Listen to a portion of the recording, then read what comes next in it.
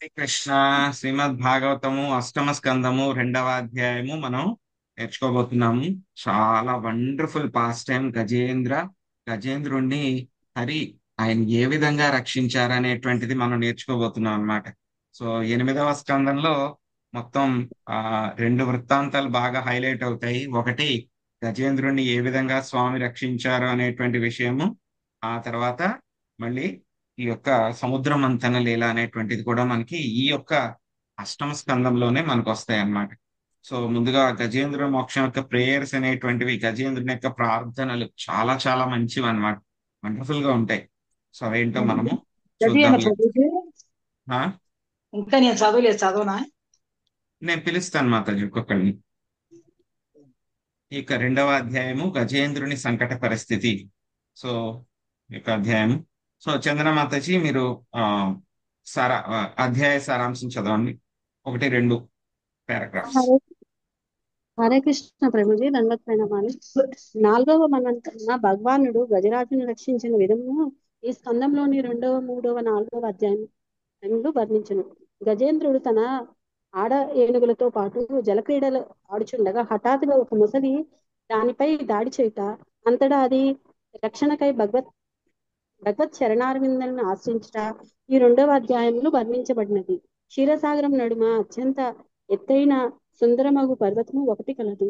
10,000 యోజనములు 8,000 మైళ్ళు ఎత్తు కలిగిన ఆ పర్వతము చిత్రకూటమని తెలియబడును. ఆ పర్వతలోయలో ఆ, ఆ, వరుణ నిర్మిత ఋతు ఋతువంతమనేది ఉద్యానవనము కలదు. ఆ ప్రదేశంలో ఒక చక్కని సరోవరం ఉన్నది. ఒక మారు గజరాజు తన అడవి ఏనుగులతో పాటు ఆ సరస్సులో జలక్రీడను వెడలి అందలి జలవనరములను జలచరములను తీవ్రమగు కలత కలిగించెను. ఆ ఆ కారణంచే అతిశక్తివంతమైన మొసలి ఒకటి దాడి చేసి దాని పాదమును పట్టుకునెను. ఆ విధంగా కథ కటి కరిం కరిం మకరములకు ఘోరమగు యుద్ధము ఆరంభమై 1000 సంవత్సరములు కొనసాగిను. అయినను ఏనుగు కాని మొసలు కాని చావలేదు. కానీ ఆ రెండును నీటి అందే ఉన్న కారణం క్రమంగా ఏనుగు బలము క్షీణించును. మొసలి జ జన ముసలి బలము మరింతగా పెరిగెను. అందువల్ల అందువలన మకరము అధికోత్సాహము పొందెను. అప్పుడు గజేంద్రుడు నిస్సహాయుడై తన రక్షణకు వేరొక మార్గములను గాచ గానక దేవదేవుణ్ణి చరణకములను ఆశ్రయించను. హరే కృష్ణ. సుఖం వాచ అసీద్గిరివరో రాజా స్త్రీకూటా ఇతి విశ్రుతః క్షీరోదేనావృత శ్రీమాన్ యోజనాయుతముచ్ఛ్రితః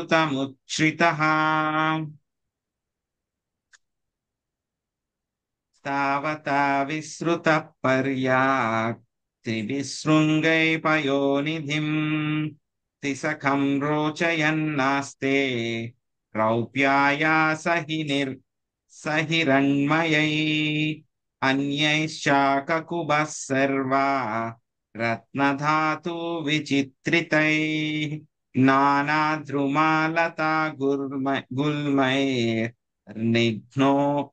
శైరీర్ఘ రాంభసం. శశికళ మాతాజీ 1, 2 శ్లోకాలు అనువాదం చదవండి. హరే కృష్ణ ప్రభుజీ ప్రణామాలు. పొడవు వెడల్పులు అంటే పరిమాణము 80,000 మైళ్ళు. 1వ శ్లోకం కూడా మాతాజీ, 1వ శ్లోకం కాదు. 1, 2, 3. Okay okay. సుఖదేవ గోస్వామి పలికాడు. రాజా త్రికూటమును సుఖదేవ గోస్వామి పలికాను. రాజా త్రికూటమును ఒక మహాపర్వతమున్నది. 10,000 యోజనములు అనగా 80,000 మైళ్ళు ఎత్తు కలిగిన ఆ పర్వతము క్షీరసాగరంచే పరివేష్టితమై ఉండి మనోహరంగా ఉప్పారుచుండెను. 2, 3 శ్లోకాలు.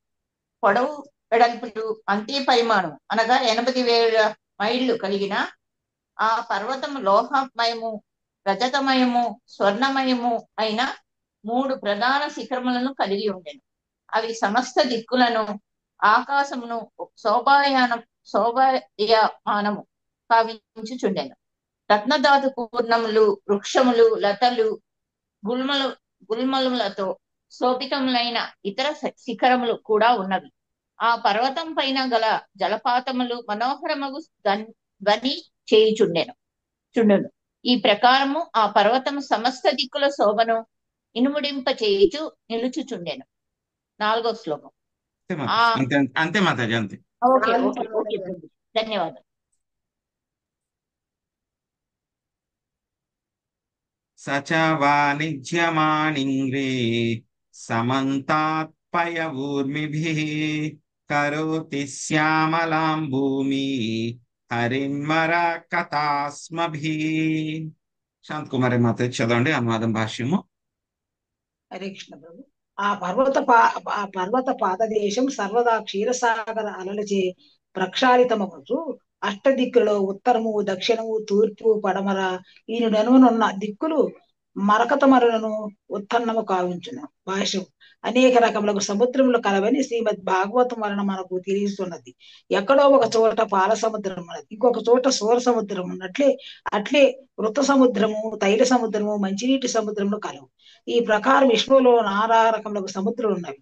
అత్యంత పరిమితమైనట్టి అనుభవమును కలిగిన నవీన శాస్త్రజ్ఞులు ఈ విషయములు త్రోసిపుచ్చజాలరు. ఏ లోకమును గూర్చేనను పూర్తి వివరములను వారు మనకు ఇవ్వజాలరు. అంతెందుకు మనము వసించున్న భూలోకమును గూర్చి వారికి పూర్తిగా తెలియదు. ఏది ఏమైనను పర్వత పాదములు క్షీరముతో ప్రక్షాళితమైనప్పుడు మరకతమనులు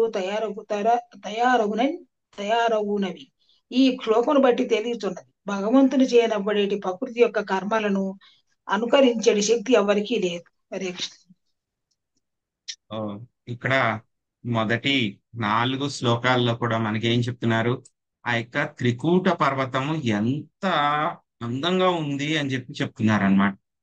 సో మనకి చాలా అందంగా ఉన్న పర్వతాలు అంటే కనుక మనకి మొట్టమొదటిగా గుర్తొచ్చేవేంటి, మనకి హిమాలయాలు గుర్తొస్తాయి.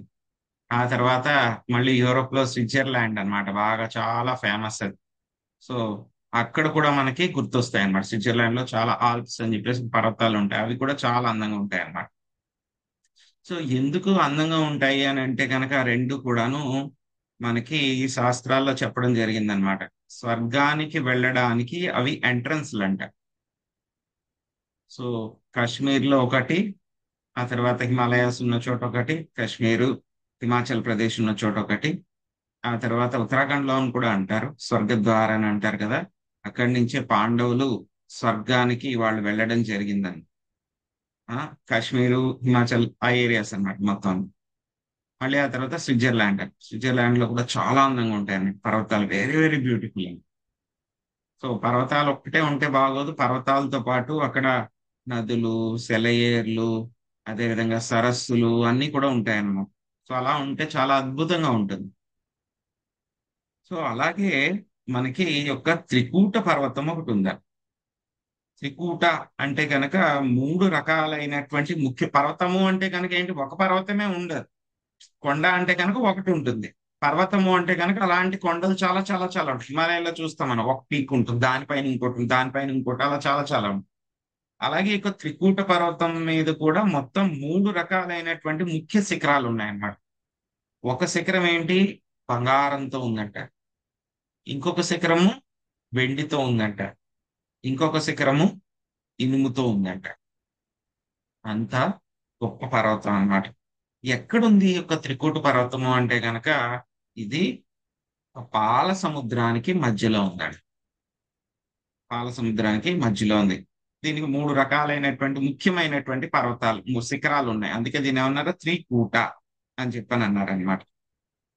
ఈ యొక్క పర్వతాలలో అన్నిటిలో కూడా ఏమున్నాయి, మంచి మంచి చెట్లు, లతలు, అదేవిధంగా ఔషధులు, రకరకాలైనటువంటి ఖనిజాలు, అదేవిధంగా వజ్రాలు, ఇలాంటి జ్యువెల్స్ అన్నమాట.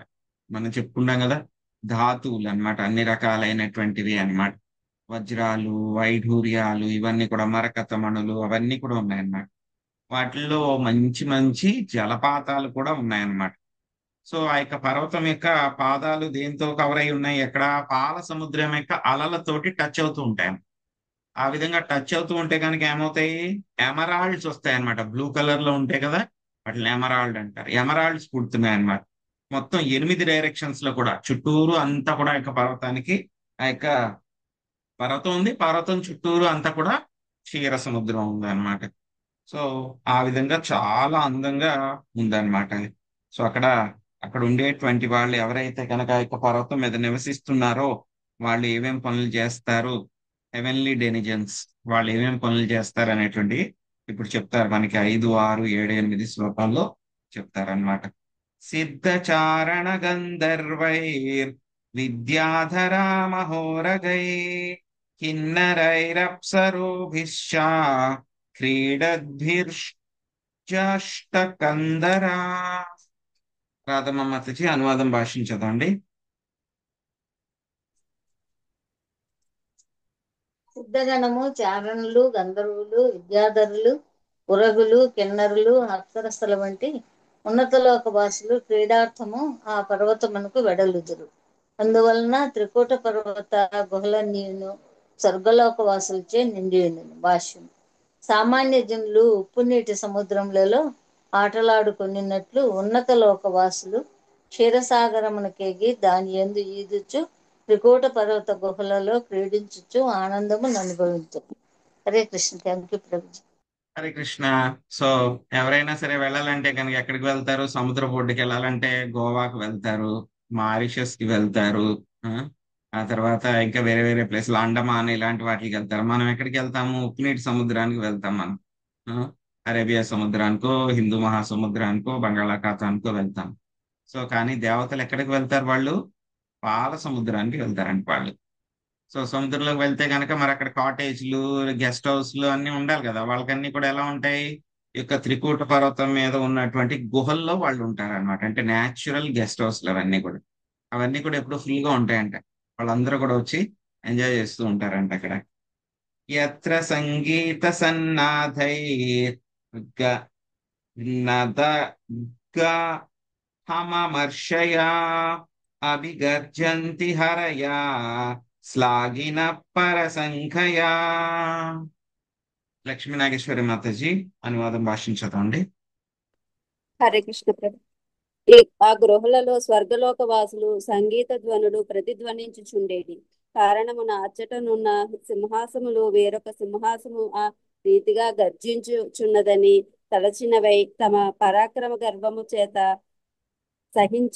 సహింపరాని క్రోధముతో గర్జించుచుండును. భాష్యం. ఉన్నత లోకములలో నానా రకములకు దేవతలే గాక సింహములు, ఏనుగులు వంటి జంతువులు కూడా ఉండును. అచ్చటను వృక్షములన్నీ నేల మకరతమని మయమై ఉండును. శ్రీకృష్ణ భగవానుడు కావించినటి సృష్టి ఆ రీతిగా నుండును.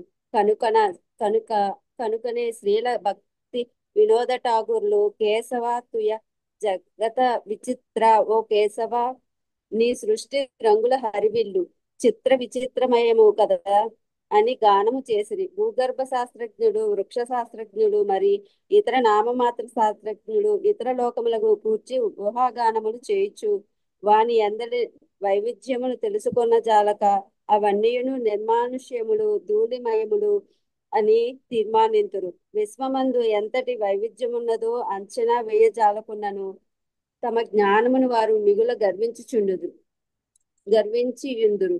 అటువంటి వారు తమ లాంటి వారి చేత పండితులని, విజ్ఞానవేత్తలని కీర్తింపబడుచుందురు. శ్రీమద్ భాగవతము 2.3:19 నందు షట్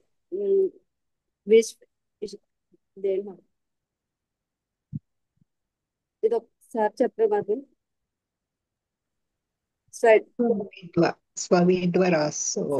రాష్ట్రోత్తరై సంయుక్త పురుష పశు అని వర్ణించబడినట్లు లౌకిక నాయకులు కుక్కలు, పందులు, ఒంటెలు, గాడిదల వంటి వారిచే కీర్తించబడుచుందురు. అంతేకాక వారును పెద్ద జంతువులు వంటి వారే కనుక పెద్ద జంతువు చే వసగబడిన జ్ఞానము చే ఎవ్వరును సంతృప్తి చెందరాదు. పైగా వారు సుఖదేవ గోస్వామి వంటి మహనీయుని ద్వారా జ్ఞానమును స్వీకరింపవలెను. మహాజ్ఞానో ఏన గత స పంద. మహాజనులైన వారి ఆదేశ పాలనయే మన కర్తవ్యము. మహాజనుడు 12 కలరు. వారిలో సుఖదేవ గోస్వామి ఒకరు. శ్రీమద్ భాగవతము 6.3:28 స్వయం పూర్ణ రథం శంభుం కుమరం కపిలో మను ప్రహ్లాదో జనకో భీష్మో బలిర్వే వ్యాస కీర్వియం వై వై వైయస్ వైయాస కీర్వయం కీర్వయం వైయాసక్కియో. సుఖదేవ గోస్వామి అతడు ఏది పలికినను దానిని మనము యథార్థముగా గ్రహితుము. అది పరిపూర్ణమైన జ్ఞానము. హరే హరే కృష్ణ. మరి దేవతలు అక్కడికి వెళ్తే కనుక గెస్ట్ హౌస్ లో వాళ్ళకి మరి ఎంజాయ్మెంట్ ఉండాలి కదా వాళ్ళకి, కాబట్టి వాళ్ళు మంచి మ్యూజిక్ పెట్టుకుంటారంట, సంగీత వాయిద్యాలన్నీ కూడా వాయించుకుంటారు. మనం కూడా పెట్టుకుంటాం కదా. సో అలాగే వాళ్ళు కూడా పెట్టుకుంటారంట. పెట్టుకుంటే కనుక ఏమవుతుంది, అక్కడ సింహాలు ఏనుగులు అలాంటివి కూడా ఉంటాయంట.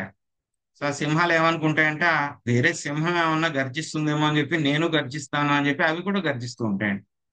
సో ఆ విధంగా అలా చేస్తూ ఉంటాయి అన్నమాట. సో ప్రభుపాద్ గారు ఇక్కడ భాష్యంలో ఏం చెప్పారు అంటే కనుక, ఒక విశ్వం అంతా కూడా ఏమిటి, కంప్లీట్ గా చాలా చాలా వెరైటీగా ఉంటుంది.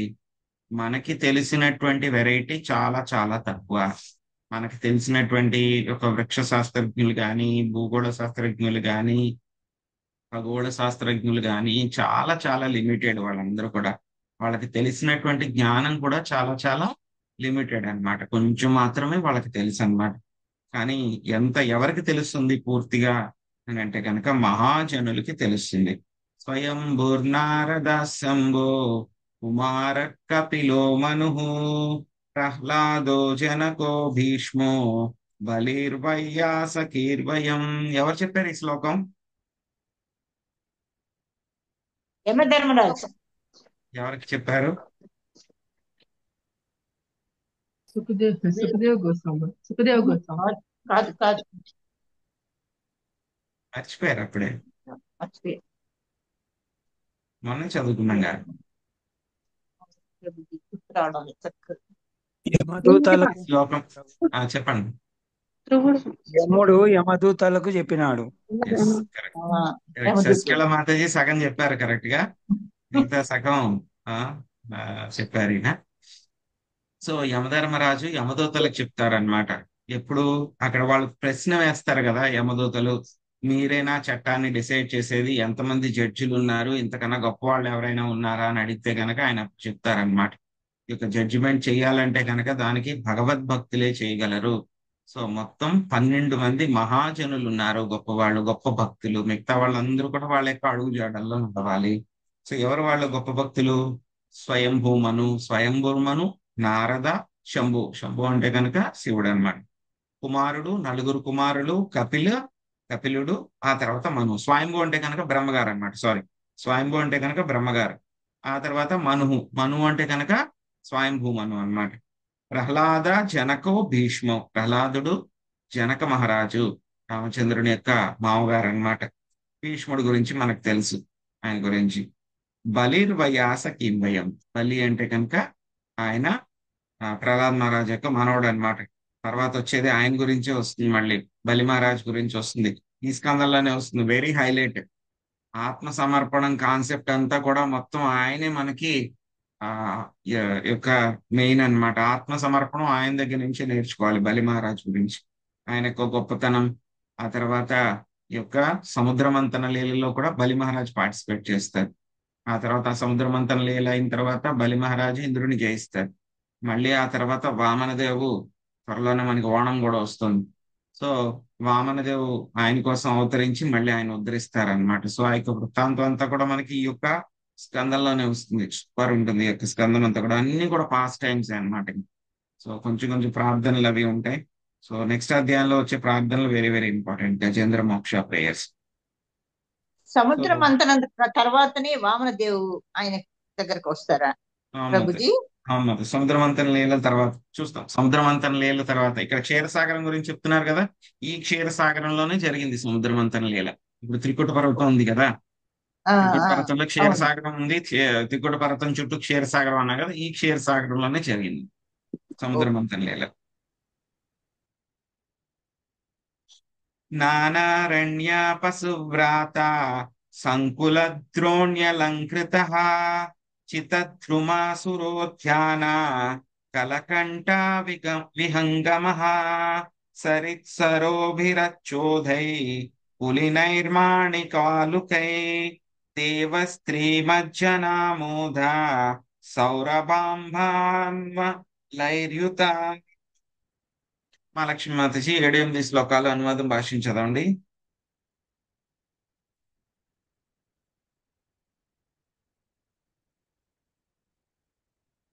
నారా మాతాజీ, మల్లేశ్వరి మాతాజీ మీరు చదవండి. హరే కృష్ణ ప్రభుజీ. ప్రణామాలు. త్రికూట పర్వత లోయలు నానా రకముల అడవి జంతువులచే సుశోభితమై ఉండెను.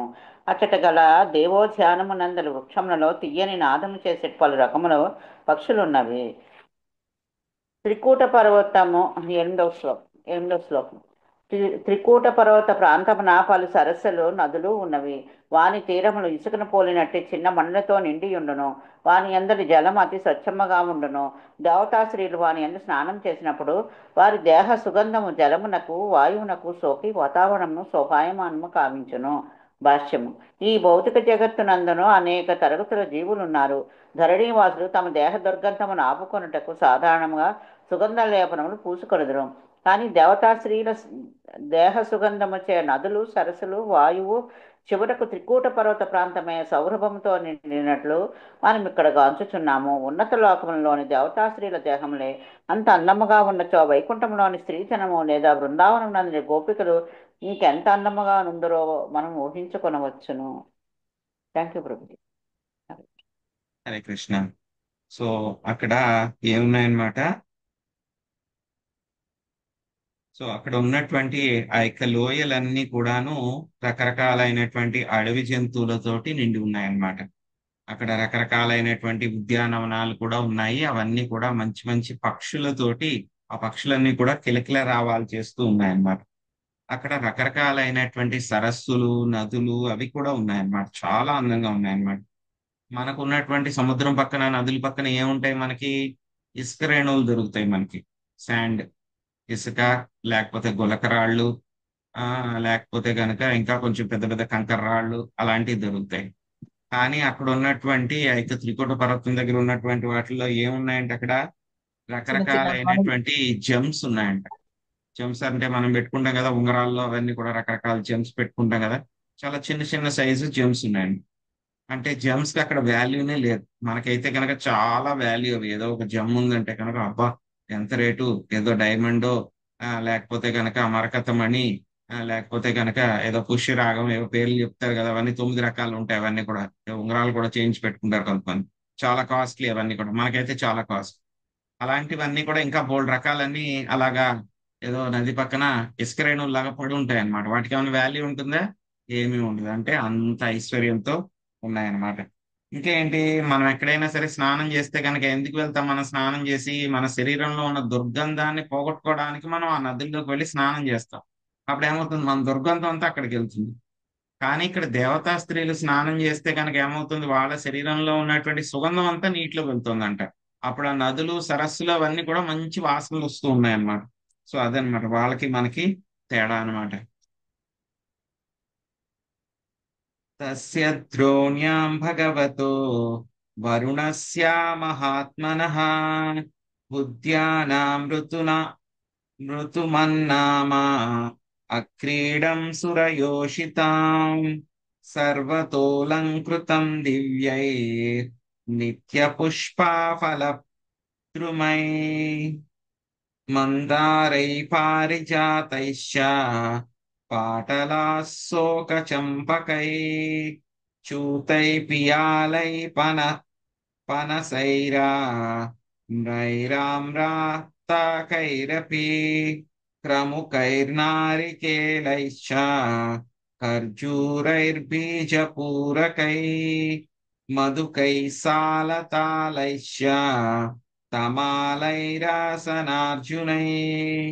అరిష్టోడుం పరప్లక్షై వటై కింసూకచందనై పిచుమర్దైకోవిదారై సరళై సురదారుభి ద్రాక్షేక్షురాంబా జంబూభిర్ధ్యర్యక్షాభయామలై. సునీత మాతాజీ చదవండి. హరే కృష్ణ ప్రభుజీ.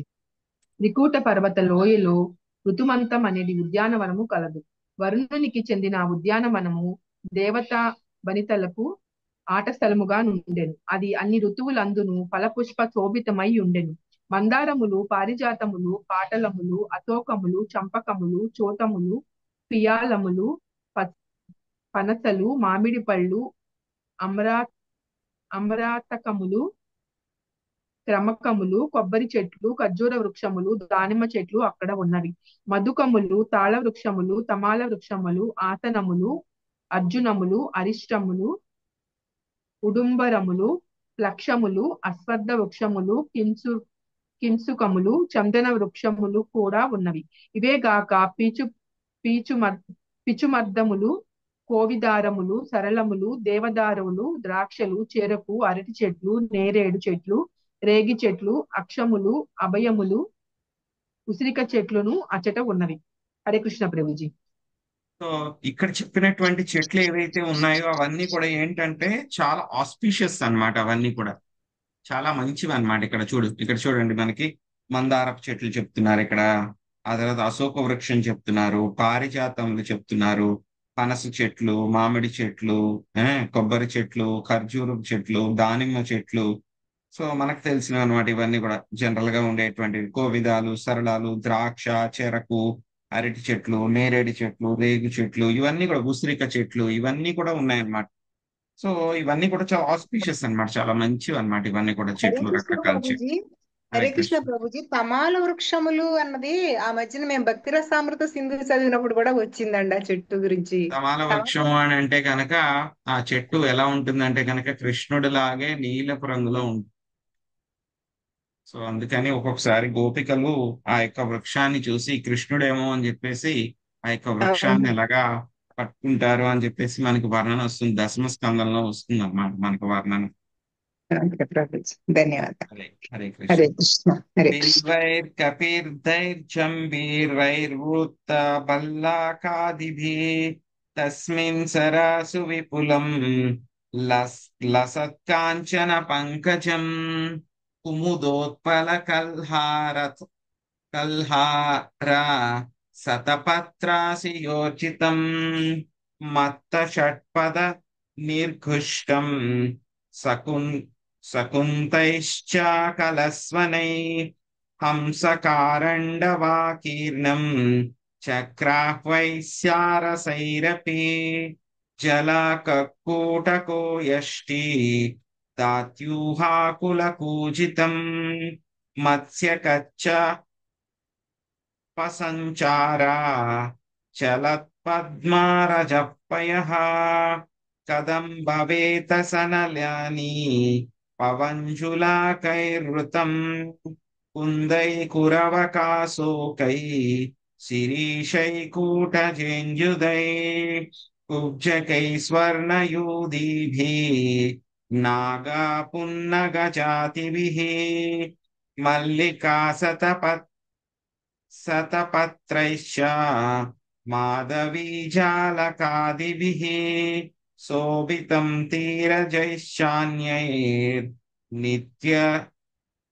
నిత్యర్తుభిరలంధ్రుమై. శాంతి మాతాజీ చదవండి అనువాదం. తర్వాత భాష్యము. నాకు కూడా అవకాశం ఇవ్వండి ప్రభుజీ తర్వాత. భాష్యం మీరు చదవండి మాతాజీ. హరే కృష్ణ. ఆ ఉద్యానవనమునందు ప్రకాశమానమగు స్వర్ణ కమలములు, కుముదములు, కల్హారములు, ఉత్పలములు, శతపత్రములు మున్నగు పుష్పములచే నిండిన ఒక మహా సరోవరము గలదు. ఆ పుష్పములు సర్వత్రా శోభను ఇన్వడింపజేసినవి.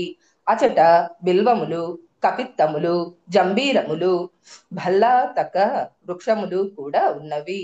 మధుపములు మకరంద పానముతో మత్తిల్లి తీయగా గానము చేయుచున్న పక్షులతో కలిసి జుంకారము చేయసాగినవి. ఆ సరోవరము హంసలు, కారండవములు, చక్రవాకములు, సారసములు, నీటి కోళ్లు, దాత్యూహములు, కోయిస్తులు, కిలకిలలాడే ఇతర పక్షులతో నిండి ఉండెను. పద్మముల నుండి రాలినట్టి పుప్పొడి మత్స్య కూర్మముల కదలిక వలన నీళ్లలో కలిసి సుందరముగా నుండెను. ఆ సరోవరము కదంబములు, వేతసములు, నలములు, నీపములు, వంజులకములు, కుందములు, కురు కురువకములు, అశోకములు, శిరీషములు, కుటజన్ములు, ఇంగుదములు, కుబ్జకములు, స్వర్ణాయుధి, నాగములు, పున్నాగములు, జాతి, మల్లిక, శతపత్రములు, జాలకములు, మాధవీ లతలచే పరివేష్టితమై ఉండెను. సరోవర తీరమున గల వృక్షములన్నీయును అన్ని ఋతువుల యందు ఫల పుష్పములను ఒసగినవి. ఈ విధముగా త్రికూట పర్వతము సుశోభితముగా ఒప్పారుచుండెను. Thank you. హరే కృష్ణ. హరే కృష్ణ ప్రభుజీ. భాష్యము. త్రికూట పర్వత ప్రాంతమందలి మహాసరోవరము యొక్క విస్తారమగు వర్ణనను బట్టి దాని సౌందర్యము బోలినది. ఈ ధరణిపై లేదని నిర్ణయింపవచ్చును. కానీ ఇతర లోకములలో అటువంటి మహా అద్భుతములు ఎన్నో ఉన్నవి. ఉదాహరణకు 20 లక్షల వృక్ష జాతులు కలవని మనకు తెలుసున్నాను. అవన్నీ ధరణి పైన లేవు. శ్రీమద్ భాగవతము సమస్త విశ్వ కలాపములకు సంబంధించిన సంపూర్ణ జ్ఞానమును మనకు అందించుచున్నది. ఇది విశ్వమనే కాక దీనికి పరముగా ఉండేది ఆధ్యాత్మిక జగత్తును గూర్చి వివరించును. ఆధ్యాత్మిక భౌతిక జగత్తులను గూర్చి శ్రీమద్ భాగవతము తెలియజేసిన వివరములను ఎవ్వడను అంతమాడజాలడు.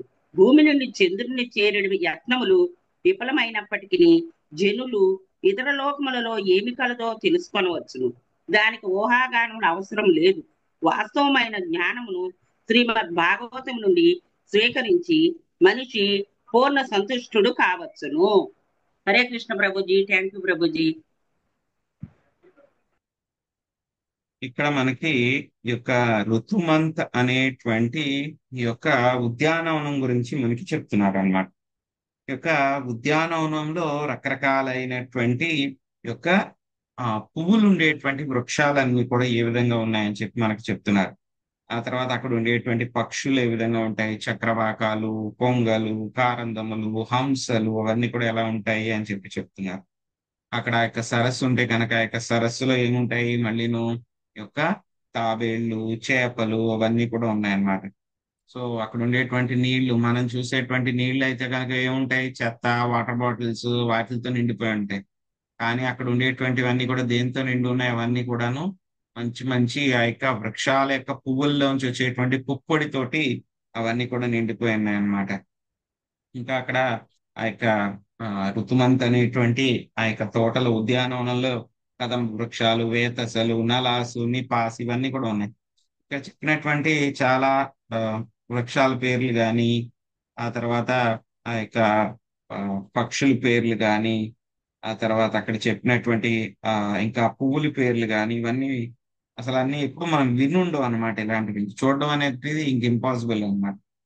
సో అంటే అంత స్పెషల్ అయినటువంటి పక్షులు కానీ, వృక్షాలు కానీ, పూల చెట్లు కానీ అక్కడ ఉన్నాయన్నమాట. ఇంకా ఎంత అందంగా ఉండి ఉండవచ్చో మనము ఊహించలేమన్నమాట. అంత అందంగా యొక్క త్రికూట పర్వతము, అక్కడ ఉండేటువంటి యొక్క రుమత్ అనేటువంటి ఒక ఉద్యానవనం ఉంది. అటువంటి వండర్ఫుల్ ఉద్యానవనంలో ఒక గజేంద్రుడు ఏం చేస్తున్నాడో అక్కడ ఉండేవాడు అనమాట. సో ఆయన గురించి ఇప్పుడు వస్తుంది, మొదలవుతుంది గజేంద్రుడి గురించి. తత్రైకదా తద్గిరికాననాశ్రయః కరేణుభిర్వారణయూధపశ్చరన్ సకండకం కీచకవేణువేత్రవత్ విశాలగుల్మం ప్రరుజన్ వనస్పతి. లక్ష్మీమాత చదవండి అనువాదం. హరే కృష్ణ ప్రభుజీ. త్రికూట పర్వత అరణ్యములో నివసించడి గజరాజు ఒకమారు తన ఆడయేనుగులతో కూడి ఆ సరోవర ప్రాంతమునకు చేరెను. కంటకములను ఏమాత్రము లెక్కజేయక అది పలు వృక్షములను, లతలను, పొదలను చిన్నాభిన్నము చేయసాగినది. Thank you Prabhuji. హరే కృష్ణ. యద్గంధమాత్రా దరయో గజేంద్ర వ్యాఘ్రాదయో వ్యాలమృగా సఖడ్గా మహోరగాశ్చాపి భయాద్రవంతి సగౌర కృష్ణ సరభాశ్చ మర్యః. భారతీమాత అనువాదం చూడండి. హరే కృష్ణ. ఆ ఏనుగు వాసన తగిలినంతనే ఇతర ఏనుగులు, పులులు, సింహములు, ఖడ్గమృగములు, మహాసర్పములు, నలుపు తెలుపు రంగులు కలిగిన సరభములు, చమరీ మృగములు భయముతో పరుగు తీసినవి. హరే కృష్ణ. ధన్యవాదాలు. ఋకావరాహ మహిషర్క్షలశల్యా గోపుచ్చసాలావృకమర్కటాశ్చ అన్యత్ర క్షుద్రా హరిణా ససాదయా శరంత్యభీతాయదనుగ్రహేణ. లక్ష్మీ శ్రీనాథులు మాత చదవండి అనువాదం భాష్యం. హరే కృష్ణ ప్రభుజీ. ఆ గజేంద్రుని అనుగ్రహముచే నక్కలు, తోడేళ్లు, మహిషములు, భల్లూకములు, సూకరములు, గోపుచ్చములు, శల్యములు, కోతులు, కుందేళ్లు, జింకలు, ఇతర చిన్న జంతువులు అరణ్యమున ఇంకొక చోట నిర్భయముగా తిరగసాగినవి. భాష్యం. దాదాపు అన్ని జంతువులు ఈ గజేంద్రుని నియంత్రణలోనే ఉండేవి. నిర్భయముగా చెరింపగలిగినప్పటికీ అవి గౌరవంతో ఆ ఏనుగు ముందు నిలబడకుండెను. హరే కృష్ణ ప్రభుజీ. హరే కృష్ణ. మామూలుగా అయితే కనుక మనం ఏం చెప్తాము, సింహము చాలా శక్తివంతమైనది, సింహము అరణ్యానికి అంతటికీ కూడా రాజు అని చెప్పి మనం చెప్పుకుంటాం. సో సింహం వచ్చిందంటే కనుక ఏమవుతుంది, మొత్తం అక్కడ ఉండేటువంటి ఏనుగులు, పులులు, మిగతా చిన్న చిన్న జంతువులన్నీ కూడా పారిపోతాయని చెప్పుకున్నాం. కానీ ఇక్కడ యొక్క గజేంద్రుడు ఆ యొక్క అడవికి అంతటికి కూడా ఇంచుమించు జంతువులందరికీ కూడా రాజులాగా అన్నమాట. గజేంద్రుడు వస్తున్నాడు అని అంటే కనుక మిగతా ఏనుగులు, పులులు, సింహాలు అవన్నీ కూడా జంప్ పారిపోయావు అనమాట. అన్ని కూడా అంత శక్తివంతుడు అనమాట ఇక గజేంద్రుడు. సో ఆ గజేంద్రుడు వాసన తగిలి అంటేనే మిగతా అన్ని కూడా పారిపోతూ ఉంది. సో ఒకసారి ఆ యొక్క గజేంద్రుడు యొక్క రుమాక్ అనేటువంటి యొక్క గార్డెన్ అందులోకి ఆయన ప్రవేశించాడు అన్నమాట.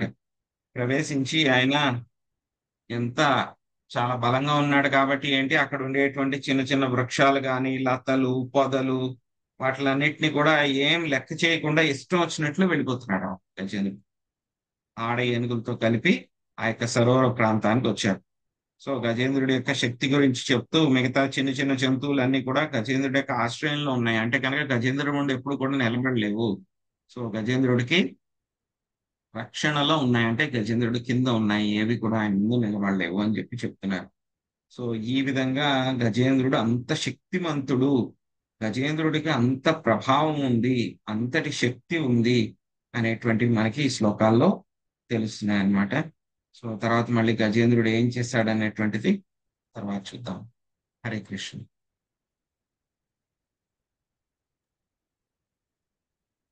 హరే కృష్ణ ప్రభుజీ.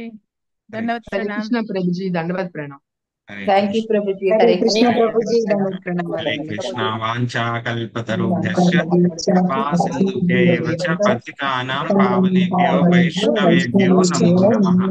అనంత కోటి వైష్ణవ బృందకి, శ్రీల ప్రభుపాదికి నితాయ్ గౌర ప్రేమానందే. హరి హరి హరే కృష్ణ.